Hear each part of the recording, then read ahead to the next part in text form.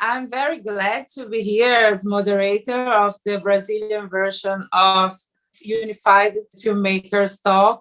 I'm here with great Brazilian filmmakers, actress, and a film critic. It's an honor to host this talk with you girls. First, I want to introduce each one. We are here with Bianca Joy, French-Brazilian actress. We are here with Lorenna Montenegro, film critic, and also with Beatriz Seigner, filmmaker. So we are going to start this conversation talking about the COVID-19 reality regarding Brazil. How was for you girls to this challenge to be artists, to be a filmmaker, to be a film critic, to be an actress during this period? How was your professional life just before the COVID, and how is being this during the COVID? Well, thank you for the invitation, and thank you for everybody to organize this meeting. I think it's very important that we share what is happening and we connect to each other so we can get stronger, because it's very critical, the situation in Brazil, not only because of COVID, but also because we have a horrible government right now. A really genocide, you say in English? Yeah. We have a government that is trying to kill all of us, or as many as possible, and who is also trying to make as much difficult as possible to make films or science or arts in general, or education or any fields of knowledge.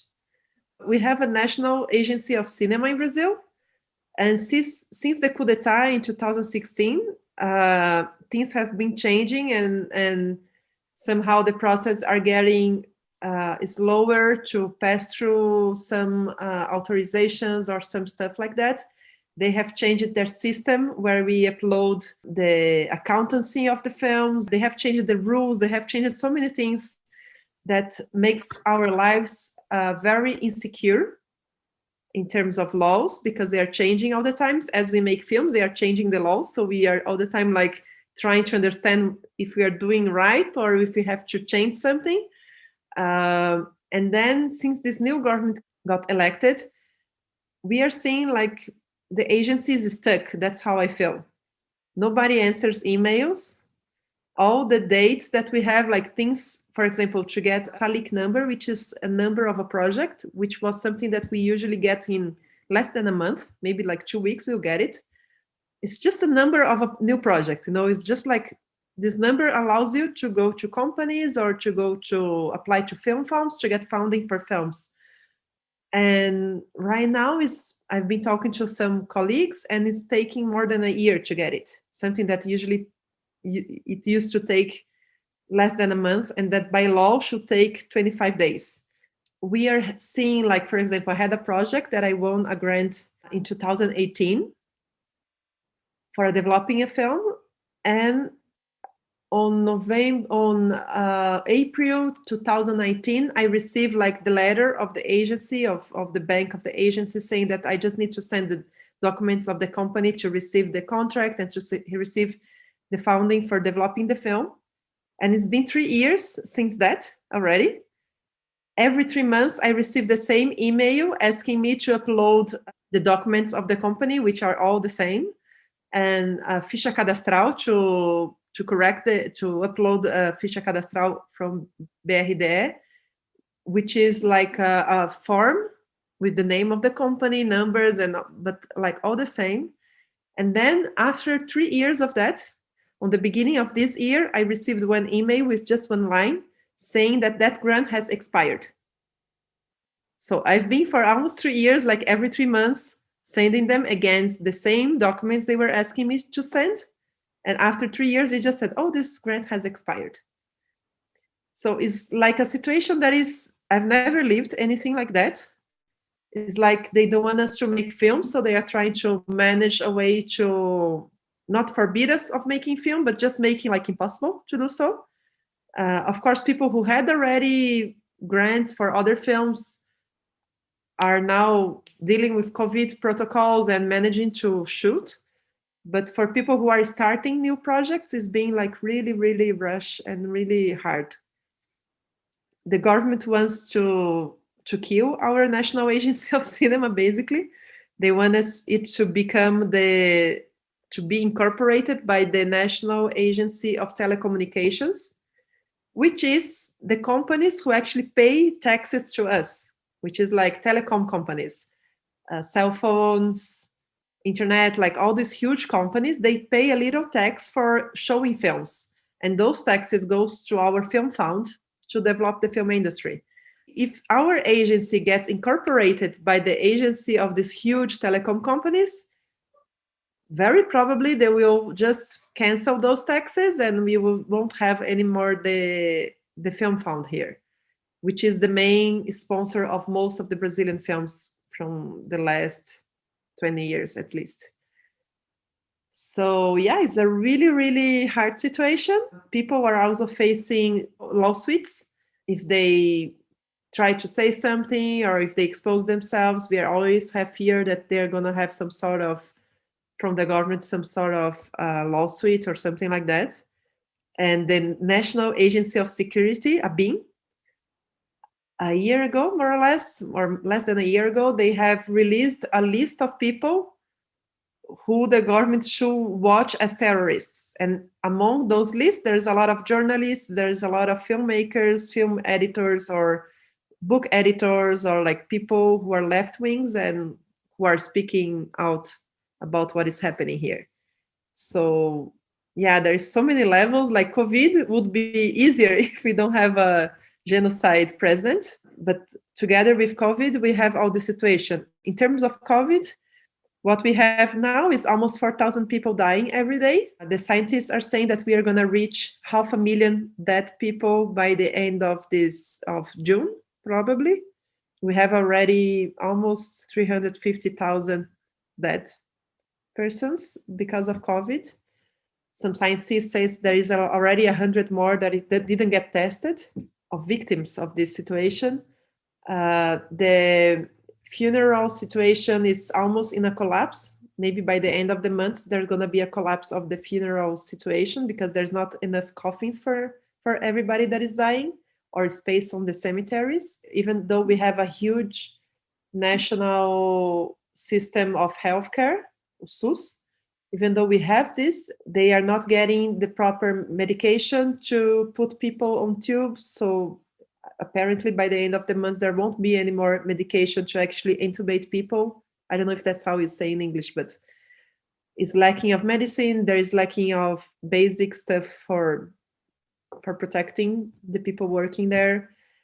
We have transportation crowded with people because the companies are not putting more buses or more trains for people who are going to work. So we have a lot of people really stuck in buses and trains. And the vaccination is really, really slow compared to other times that we had real campaigns of vaccinations. So the government didn't buy enough vaccines. We have a president who a few weeks ago were still making fun of the situation, saying that to wear a mask is a lack of freedom, to have vaccines is dangerous, like really spreading a lot of fake news. And we have a government that is trying to make the policemen, the military police, goes against the governors who are trying to make lockdowns. I'm very much afraid that we are in the edge of facing like a civil war or a really radical things going on if they actually decree lockdown and the police is against it, because the police believes on the fake news of the government. So we have the federal government against the local government who are trying to deal with the situation, trying to make lockdowns, trying to have people staying at home, trying to get the health system working, because that's their responsibility. But the federal government is against it. So they are trying to make the policemen go against the government or the mayor or the local government. So I don't know what is going to come on the next few months. we are probably going to see the worst in a few months. I mean, the worst is yet to come, and it's horrible to think that because it's already so horrible, the situation, but it's still the worst is yet to come, apparently. How did we get into this situation? I mean, it's just unbelievable. It's just unbelievable, really. And yeah, about I mean, the whole situation is tragic in Brazil. I mean, politically and culturally speaking. And it seems that we don't have a final solution, how I feel now. I mean, the whole situation in Brazil. And I want to hear from Lorenna a little bit. How do you feel this situation? How did this political situation impact in your work as a film critic? And as a film critic, I want to listen from you. How do you see this film industry crisis in Brazil in the last 2 years, let's say? As if everything has not so bad with the health crisis. We have the worst government in history, but against all odds, I think that we are doing that. We are moving things forward in our movie industry. It's like I am trying not to break down. We are always trying not to collapse, and with all that thing happen here. But I think that in the positive way, in that pandemic times, I managed to do, for example, an online film festival focused on the production of women filmmakers from the Amazon, and to hold other types of award revolving around film criticism as curator and festival jury member. And I try to improve my studies on feminism film theory and script, specifically on the creation of female characters. I am doing a course right now in Barco online, and trying to discuss and talk about female representation on the filmmaking, on the work of the Brazilian filmmakers, the women that are like struggling in this so misogynist industry that we have, this war that we are having in our industry, in our world, in our country. And I think that we are like trying to do what we can, and the solution right now for distribution, the platform we have, the ways to the spectator, the audience, see our movies and see our work and my work is like, don't be dismissed. We are trying to not give up because it's hard, you know. Thank you, Lorenna. Bianca, you are right now showing your last work, which is a hybrid between film, performance, theater play. We can see that in YouTube. I know you are not the producer of this work, but you are co-author, and you were involved in the whole process since the very beginning. And I know you got funds from specific initiative from the state of Rio during this COVID time. And can you talk a little bit more about this work?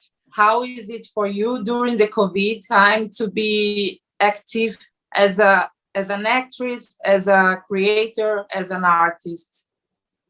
I won the law Aldir Blanc, and this law is the result of a huge struggle of the progressives and congressmen and artists to support us. So she was instrumental, fundamental in the class, artistic class for breathing. But we did that with very little money. in Brazil, after Beatriz saying a lot and Lorenna, we are having a precarization of our work. We do now with less and less and less money, and it's incredible. And we always say, artists, they reinvent themselves. We are artists and we can do everything. So we are in our house and we do. So it's very romantic. No, we produce with nothing. No, it's not true. People are not having money to live, to eat. The inequality is much harder now than ever. So I had the opportunity to won this law, to make this new kind of theater film performance is my solo. So I'm very happy with this, and it's now available on YouTube. But I can't celebrate because the 90% of the population in Brazil are having hard problems to subsist. But if I can think about something positive in all this, I think we are reinvented ourselves because we are artists and we have to do that to survive. I think artists, we work so hard. We put all our heart in the thing. We do that because it's our lives. And in Brazil, the most sad thing, it's like this government and these people don't understanding nothing. They think we are vampires of the state, of vampires of the money, of the it's unbelievable. So,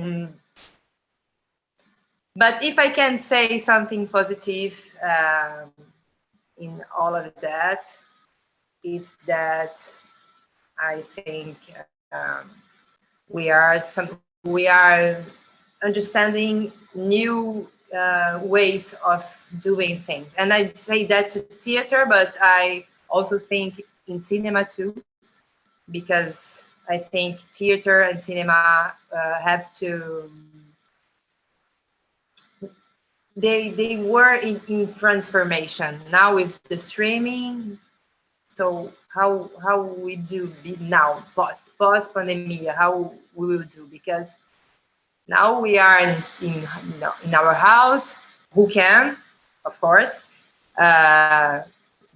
we are seeing streaming and for a cheaper price, very cheaper price for months, and we with who we want, where the hour we want. I don't think theater and cinema will die. It's not that, but I think we have to think about how we will move on, because a lot of things change. I have a question regarding this topic, Bianca, because I wonder every day why don't we take the streets to protest against this government? Why we artists don't go in front of the parliament to protest against Bolsonaro, as it happened 7 years ago, I guess, 2013, when we had over 1 million people on the streets protesting against the government. And back then we had Dilma Rousseff as a president, who was unbelievable better than this. You know, she was a great president back then. And there was this movement. And I wonder why we don't have this movement right now against this genocide president we have now. Do you girls can have an idea about this?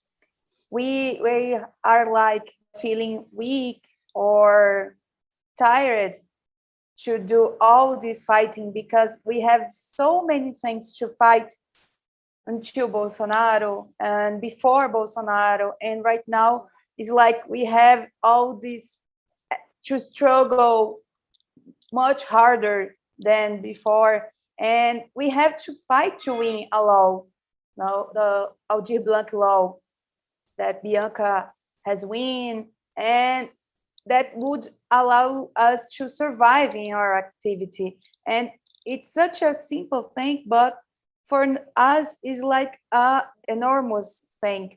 And another thing that I think that is fundamental right now is highlighting that many Brazilian films are in the stream and in the VOD, allowing in a certain way a democratization of access. We know that it's hard in Brazil with so many poor people, with so many difficulty. I think that we kind of have to stand for all means possible to impeach Bolsonaro, to go to Brasilia, I don't know, to go to the street when, of course, we are vaccinated, to impeach this man. Yeah, I think with COVID situation, it's hard to tell people to come to the street. I was in some protest from the app delivery, of the workers of app deliveries, because they were really receiving very small money to make all the deliveries. And so I went there and I saw the manifestation and the protests, and I was together, but it's really hard, because how can you ask people to come to the street and they might die because of the virus, even though wearing the masks, even though wearing the best masks? I mean, I could not get so closer to the protest because people were really close. So I was like afraid of being there, because I live for a few weeks, a month with my mother, who is older. So I was like, how can you protect the people you live with and at the same time go to the street to protest? So I think that's something that is tricky and hard. And the vaccines for our age, I think it's not going to be this year. I don't know. I mean, right now, they are vaccinating people over 68 years here in São Paulo. I don't know in Rio. So probably April, they are going to vaccinate people over 60. I don't know, maybe teachers and all the other frontlines people. So I think for us, we're only gonna get the vaccine at the end of the year or maybe next year. And before that, I don't know how to protest. I don't know how to call people to go to the street. I feel that I might put people in dangers. So it's hard. And I mean, of course, we are doing like pressure on congressmen, talking with people that we know, making groups and like online movements, but that's not enough to take him out of there. And still, he has 1 of every 3 Brazilians still are on his side, which is horrible because they're brainwashed with those fake news.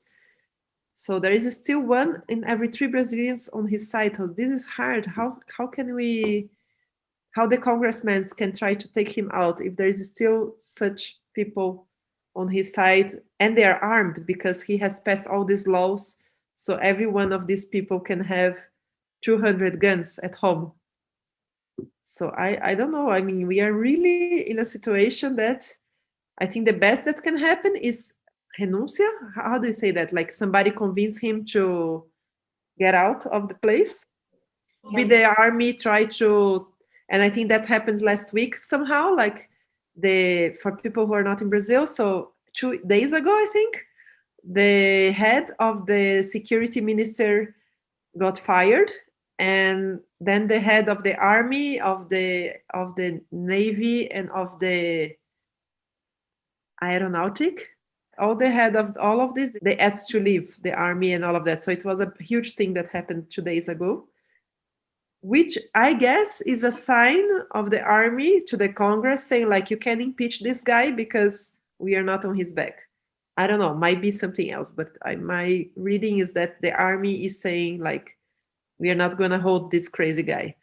And then I heard that some people are trying to convince him to pass the power to the vice president in exchange of freedom for his son, because they're all very corrupt.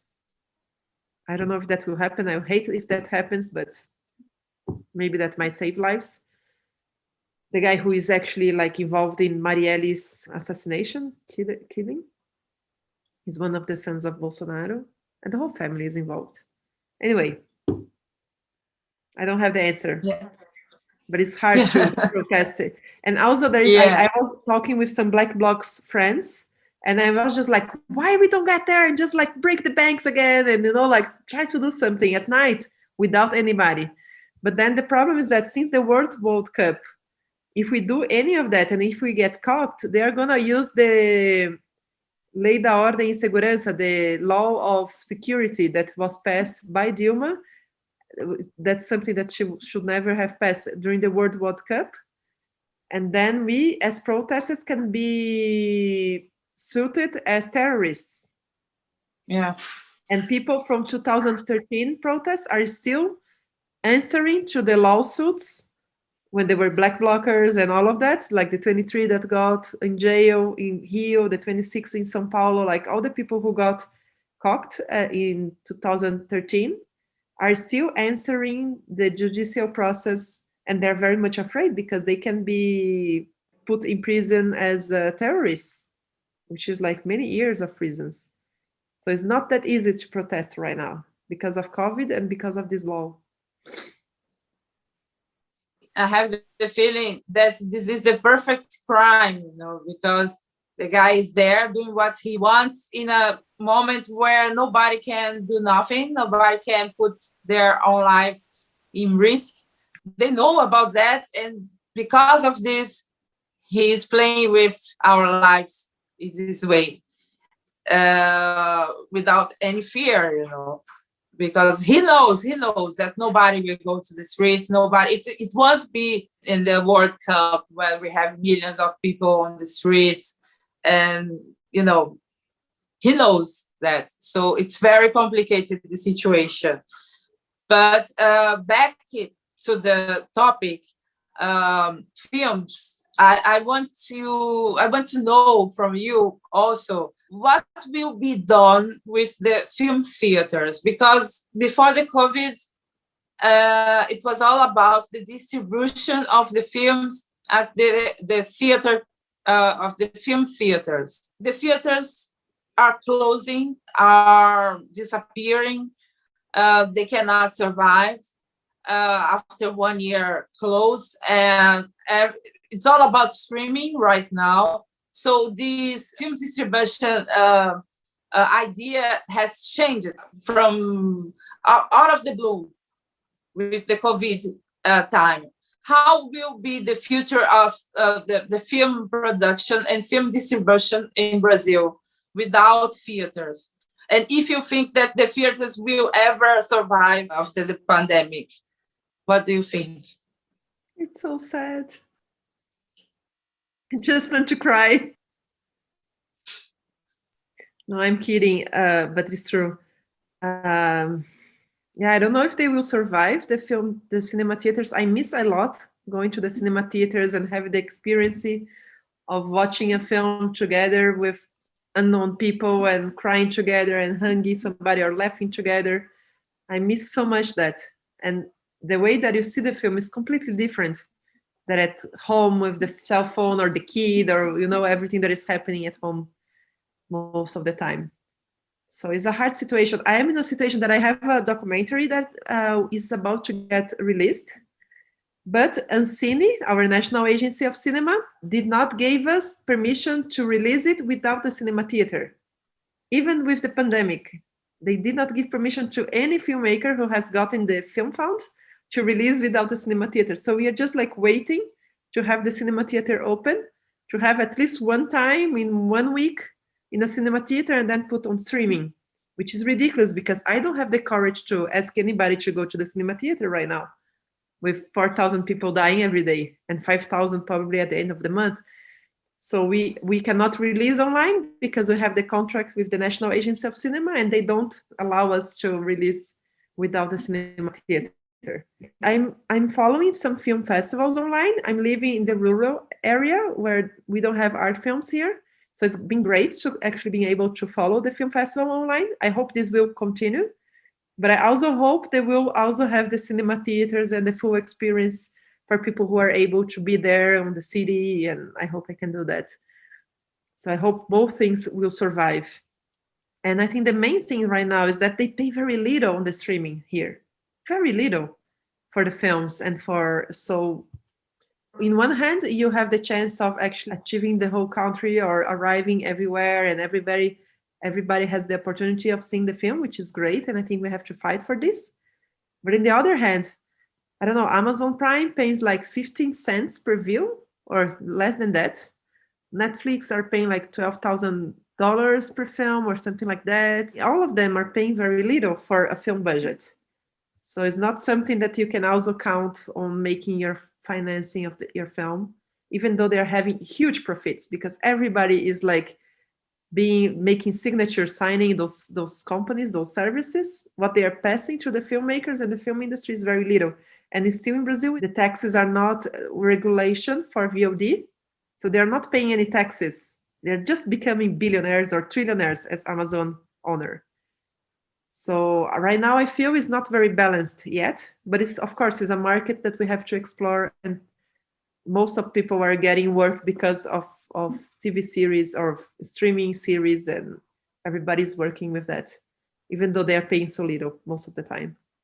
Yeah, all this experience that Beatriz are sharing is awful to hear and to know that the stream companies like Netflix and Amazon are richer, and we are like in this situation that is also complicated, and also like we have to go to the politics to do the things that they have to do for our movie industry as well. We have a law about VOD that is not already in the discussion in the Congress, and we have to fight for that.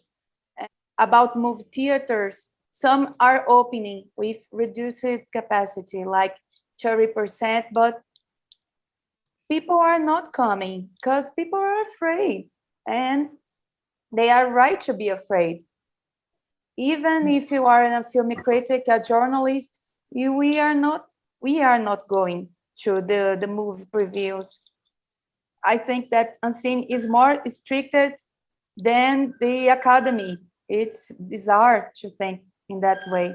The Academy of Motion Pictures and Arts and Sciences, the Hollywood, the Oscars are like right now stepping back and accepting movies that are not viewed and premiered in the movie theaters, are only in the stream for the people around the world. But it's something like that. We have to change our viewing, our mindset, because I don't know how to answer this question properly. I think that we are like building this answer right now. I am concerned about independent filmmakers around the world, and especially in Brazil. It's like you can see right now, you are in the middle of a fog, and it's all so hard to see and to envisionate and to think about the future. But I think that one thing it's important, and we have to raise awareness about the importance of equality in movie industry, and we have to do all these festivals and initiatives that are like giving money to Black people, to indigenous people, to people that are trying to do this filming, are filming in the pandemic. So we have to embrace that in a kind of way. Yeah. Very hard, especially in this moment. If it was hard before, when everything was normal, imagine now.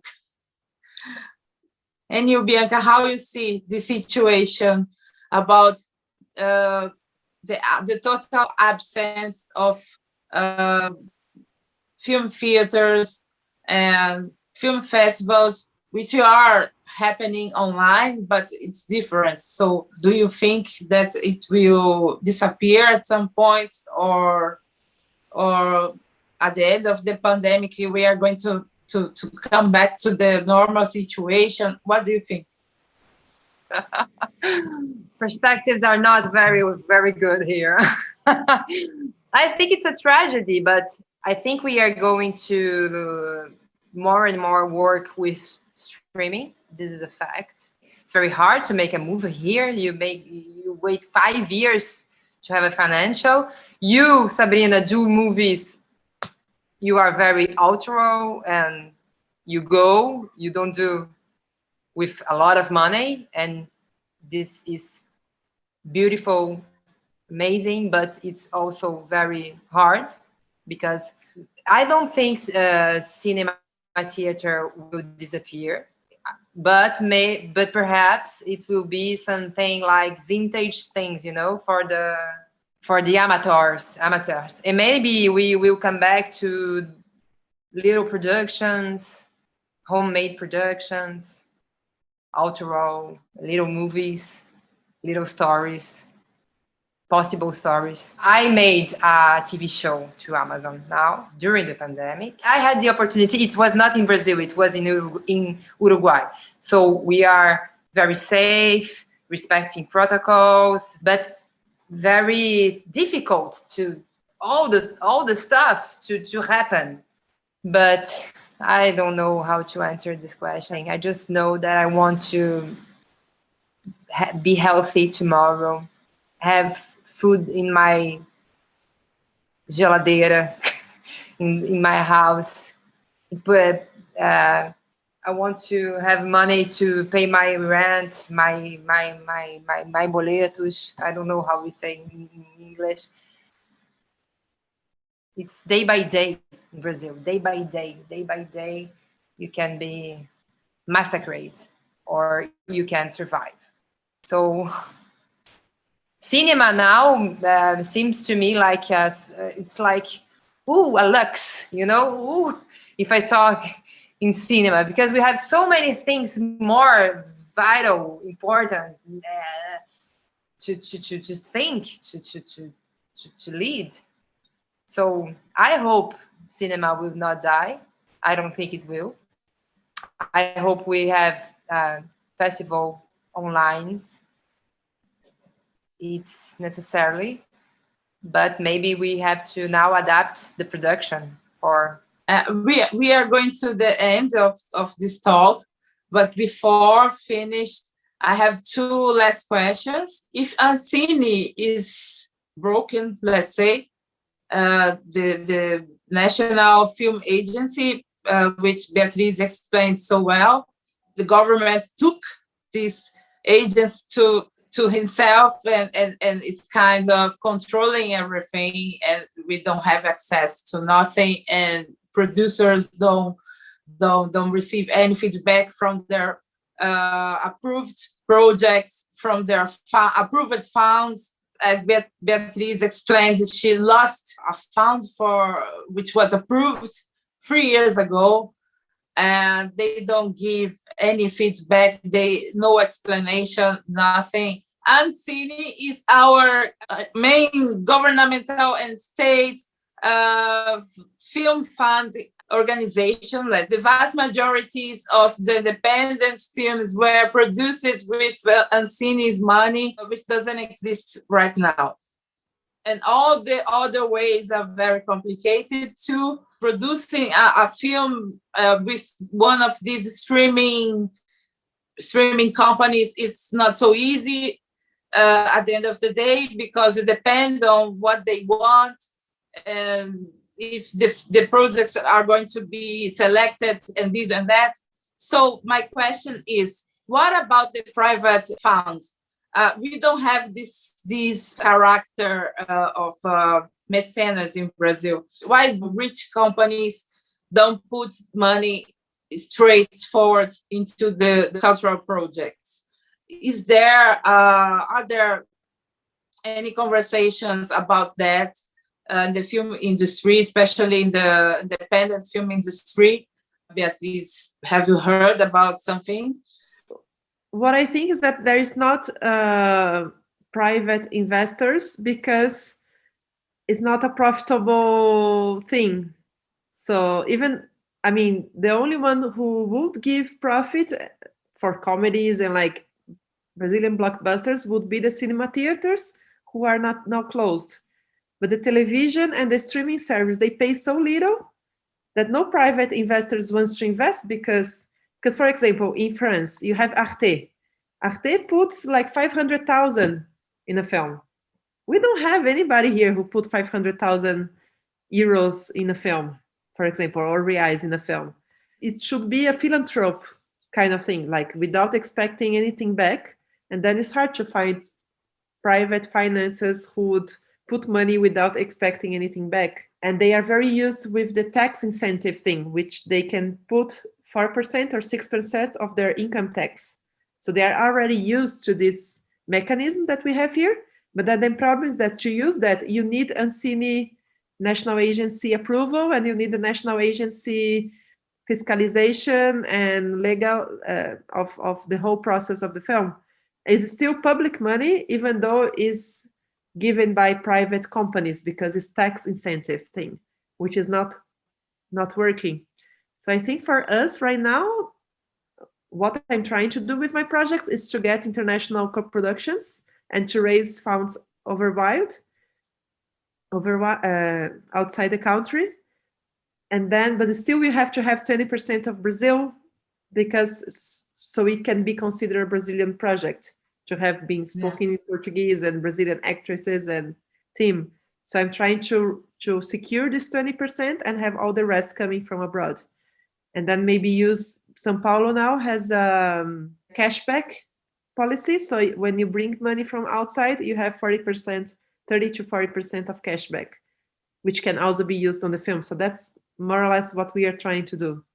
We only have to do what is possible, but I also think that we have to raise awareness in the larger companies that are not broken in this pandemic of the need to invest in our industry to stimulate the creative economy. But also this is a kind of thing that we cannot do right now. But for instance, like in several months or years, I think that we can and we have to do that kind of politic, that kind of action. We can, with the Ancine in that way, our main funding source, we have to think in alternatives. Yeah, we need, for example, a lei da TV paga for VOD. Yeah. So like, because if we don't have taxes on VOD, and we should have like taxes on them to have a film fund to develop the films, and we should have like them have in the television here is 12% of their budget should go to independent film productions. So if we pass those laws, which of course they don't want, then we can start to have more Brazilian productions for streaming, and we can have good salaries and like a decent budgets approved. The streamings, they're just making a lot of profits because Brazil is one of the main countries where people consume a lot of things online. We have more people with cell phones than people here. There is more cell phone numbers in Brazil, twice more cell phone numbers in Brazil than people, because you have some companies who has access to some films, other companies who have access to other films, other shows. So they have like many chips, cell phone chips on their phones, so they can have access to a lot of content. And yeah, This is crazy. It's a crazy thing because these companies don't pay taxes. We have to put pressure on the Congress to discuss and vote that law, that VOD law right now. And it's not going to happen with this government. No. I don't believe it's going to happen because there are so many other priorities with COVID. So, but it's something that we have to, at least in our field, to make some agreements. So maybe in 2023, hopefully, we can start talking about this. So now I want to hear your last words. We are coming to the end of this conversation. Unfortunately, I would be here the whole day listening to you. Girls, you are all amazing. I learned a lot by listening to you today. But unfortunately, we have to come to an end. So what are your last words? We start with Bianca now. Oh, it's all I can see. It's vem vacina e fora Bolsonaro. Okay. Beatriz. I think we should try to think about a general strike or maybe some artistic protest with social distancing and like just standing in and sitting in the stairs of Ancine or the Congress. But yeah, all that I can think is that there's nothing we can do with Bolsonaro in power. We really need to get rid of him, if not now, in the next election next year. And yeah, and for the international film community, please invest in Brazilian films. We are right now really needing it. We have a lot of creativity, a lot of stories, and a lot of things to tell. And yeah, and I hope everybody survives and that we help each other to pass through those times. And thank you once again. I think it's always good to talk about those things and grieve together and try to find and chain our creativity to find solutions to everything that we are living. Thank you. Thank you, Beatriz. Lorenna. I'm in the mood for a strike as well. I think that the truckers doing a strike will be a kind of a thing that Bolsonaro cannot handle in this moment. Talking with you girls, I don't know, I'm feeling more hopeful. And I think that what remains is to join forces, to team up in groups formed by women who are part of the film industry. We are already in some of that groups, like Elvira's, that is a collective of critics, the Manifesta Feminista, Manifesta Cinema. We have actors and screenwriters and filmmakers and movie critics as well to change in some kind of ways our industry. And I think that is that we need to resist, maintain our healthcare, our sanity, and defend the importance of vaccination, because the anti-vax movement, it's so awful. And oh my God, in the internet, they are like telling a bunch of lies, fake news, and we have to fight back. And thank you. I thank you very much. It was amazing. It was an incredible experience to share this talk with you girls. We as women, as female filmmakers, artists from the film industry, we really should get united right now. So thank you very much for this amazing Unified Filmmakers Talk in Brazil. And I hope you liked, and see you somewhere, sometime.